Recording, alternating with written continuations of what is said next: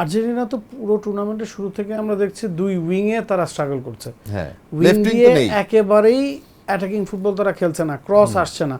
যখন উইং ব্যবহার করা প্রয়োজন পড়ছে, মেসি মাঝখান থেকে সরে এসে ডান পাশে এসে একের পর এক ক্রস দিচ্ছেন।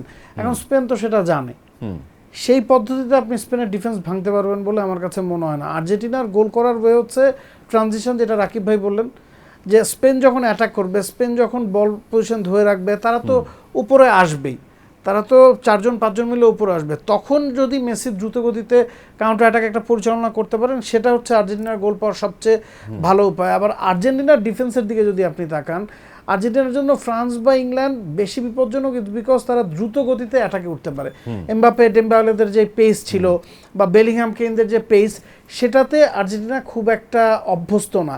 স্পেন কিন্তু অ্যাটাক করে আস্তে ধীরে, সেটার সাথে মানিয়ে নেওয়ার সক্ষমতা আর্জেন্টিনার ডিফেন্সের আছে। কিন্তু যখন আপনি একটানা অনেকক্ষণ বল পায়ে রাখবেন, যেটা বলছিলেন রাকিব ভাই যে অসীম, তখন কি আর্জেন্টিনা নিজেদের খেলাটা খেলতে পারবে? ততক্ষণ কি আর্জেন্টিনা ওই ধৈর্যটা দেখাতে পারবে কিনা, সেটা এই ম্যাচে একটা পার্থক্য করবে। ফ্রান্স যেটা পারেনি, ফ্রান্স যখন স্পেনের বিপক্ষে বল পজিশনে অনেকখানি পিছিয়ে ছিল, বল পায়ে পাচ্ছিল না, তখন ফ্রান্সের ফ্রন্ট ফোর নিজেদের ইন্ডিভিজুয়াল ব্রিলিয়ান্স দেখাতো শুরু করে দিয়েছিলেন। এমবাপে আমরা দেখছি দূর থেকে শট নিচ্ছেন, ডেম্বেলে দূর থেকে শট নিচ্ছেন, ওলিজে চেষ্টা করে যাচ্ছিলেন তার মতো। পুরো বিশ্বকাপে ফ্রান্স এই পর্যায়ে এসেছে নিজেদের মধ্যে ইন্টারকানেক্টিং পাসিং ফুটবলের কারণে, ফ্রন্ট ফোরের। সেটা কিন্তু ওই ম্যাচে দেখা যায়নি, বিকজ তারা ফ্রাস্ট্রেটেড হয়ে গিয়েছিল।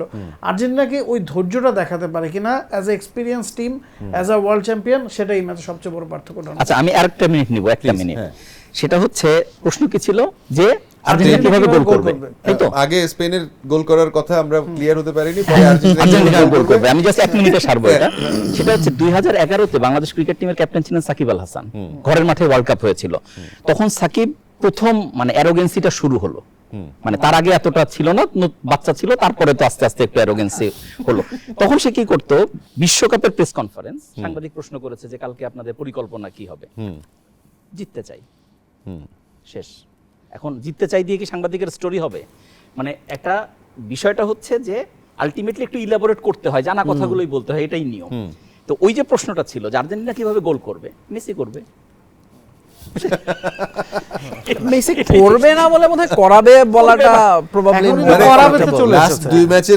লাস্ট দুই ম্যাচের যদি সিনারিও দেখি, আমরা আসলে মেসি গোল করা থেকে গোল করানোতে বেশি মানে ইয়ে চলে আসছে। এটাই হচ্ছে সেই উত্তর যে মেসি করবে। আমি আবারও হাবিব ভাইয়ের কাছে আসতে চাই। আমি আসলে ভাইয়ের কথা থেকে একটা পয়েন্ট ধরতে চাই। হ্যাঁ, সেটা হচ্ছে যে আর্জেন্টিনা ওই স্লো সাফোকেটিং ফুটবলটা সার্ভাইভ করতে পারবে কিনা 90 মিনিটস। হ্যাঁ, এই প্রশ্নটার উত্তর হলো, স্লো সার্ভাইভিং বোরিং ফুটবল যদি পৃথিবীর কোনো দল 120 মিনিট সাফার করে সহ্য করতে পারে, সেই দলটা হলো শুধুমাত্র আর্জেন্টিনা। মানে এই মুহূর্তে কিভাবে আমি বলি, প্রথমত হলো স্পেনের গোল থ্রেটটা আসবে স্লো, নট ট্রানজিশন।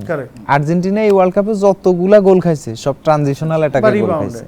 তার মানে অফ দা বলে, মানে বল নাই আমাদের কাছে কিন্তু কমফোর্টেবলি বসে আছে, এরকম টিম হলো আর্জেন্টিনা। রিল্যাক্স, তুমি আমারে গোল দিবে না, দিও না, ঠিক আছে? এটার কারণ তো আসলে মেসি হাই প্রেস করছেন না, আর্জেন্টিনা হাই প্রেস করছে না, সে কারণে মানে আমি হচ্ছে রিল্যাক্স, আমার কাছে বল নাই, তুমি খেলো, মনে হয় ব্যাপারটা তুমি খেলতেই থাকো, ফুল ফোকাসড ডিফেন্স শেপে থাকে। যখন আর্জেন্টিনা তখন ডিফেন্ডিংলি বেটার থাকে, যখনই একটু আউটশেপড হয়, ট্রানজিশনাল অ্যাটাক আসে, তখন আর্জেন্টিনা বিপদে পড়ে। যেমন ধরেন কর্নার হইছে, এই পাশে ওই পাশে গোল খেয়ে ফেলছে, এরকমও হয়েছে। তার মানে হচ্ছে কি, আর্জেন্টিনা স্লো এবং স্টেডি প্রসেসে গেম টাইম যত সামনের দিকে যাবে, কোন টিম প্যানিক করবে? মানে এখানে আমার একটা প্রশ্ন আছে, সেটা হচ্ছে এটা তো স্পেনও জানে, হ্যাঁ, কিন্তু স্পেন সাধারণত নিজেদের কৌশলের বাইরে গিয়ে ফুটবল খেলে না। স্পেন কি খেলবে কিনা এটাও একটা বড়। এখন ধরেন স্পেন তো খেলবে, স্পেন আর্জেন্টিনার ইনভাইটেশনটা নিতে বাধ্য হবে, কারণ আর্জেন্টিনা স্পেনকে দেখাবে যে আসো।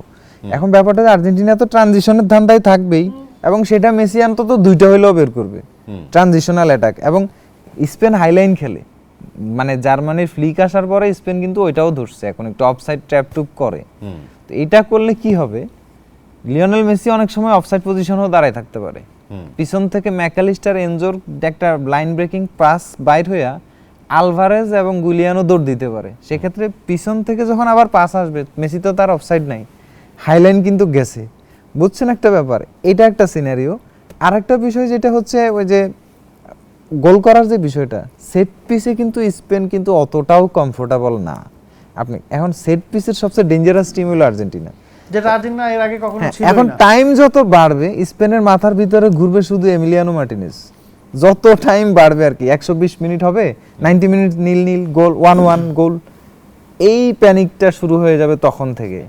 আরে ভাই, আমি এমিলিয়ানো মার্টিনেজ আর উনাই সিমোনে যাইতে একটু সময় দেরি নিব, করতে মানে চাই, আমি একটু বুঝাচ্ছি সময় নিই। যে ওই পর্যন্ত সিনারিওটা যদি টাইম যত বাড়বে হ্যাঁ। Argentina will be comfortable.